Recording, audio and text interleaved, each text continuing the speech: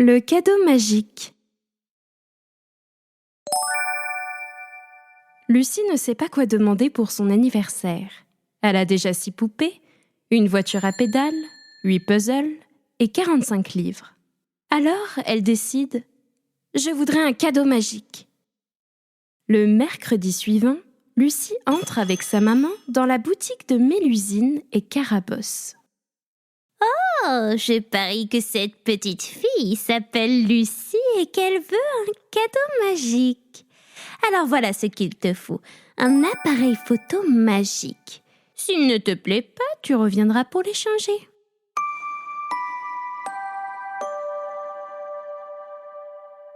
Alors, voyons. Le mode d'emploi.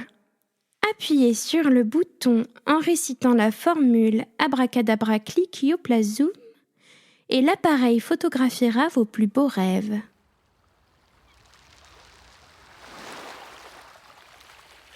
Aussitôt, Lucie pense très fort à la plage de ses vacances. Elle récite la formule, appuie sur le bouton et hop! L'appareil lui sort une photo de Marinville-Plage. Lucie dit à sa maman « Au bazar de Marinville-Plage, j'achète des cartes postales bien plus jolies. Cet appareil n'est pas assez magique. Retournons au magasin. » Cette fois-ci, c'est Mélusine qui est là. « Lucie, je suis sûre que tu es gourmande. Voilà une cuillère magique. Récite la formule. Glace à l'eau, arac à miel et boule de gomme et tu m'en diras des nouvelles. » Au dîner, grâce à la cuillère, la soupe a le goût de la crème au chocolat. La purée se transforme en glace à la vanille et le fromage en pâte d'amande. Et quand sa maman apporte le dessert, Lucie dit non merci. La maman fronce les sourcils et elle dit « Oh, dès demain, nous rapporterons cette cuillère au magasin. » Le lendemain, Mélusine propose « Et si je te prêtais ma baguette magique ?» Lucie est très fière. Elle emporte la baguette et un dictionnaire de formules magiques. Avec la première formule, le tiroir aux chaussettes se remplit d'une eau verte où pataugent les crapauds. Une pauvre petite voiture en gros melon tout rond. Lucie s'écrie « N'importe quoi, je vais rapporter cette baguette avant qu'elle me change en kangourou. » Au magasin, Carabosse est un peu agacée. « Cette petite cliente est bien difficile. » Lucie refuse le tutu magique, les lunettes magiques, les patins à roulettes magiques. Cette fois, Carabosse se fâche. « Si tu continues, je vais te donner une machine à fesser, Lucie. » Lucie crie. « Oh c'est pas de ma faute si vous n'avez que des gadgets à 3 sous dans votre magasin de rien du tout. » À ces mots, la tête de Carabosse se met à fumer.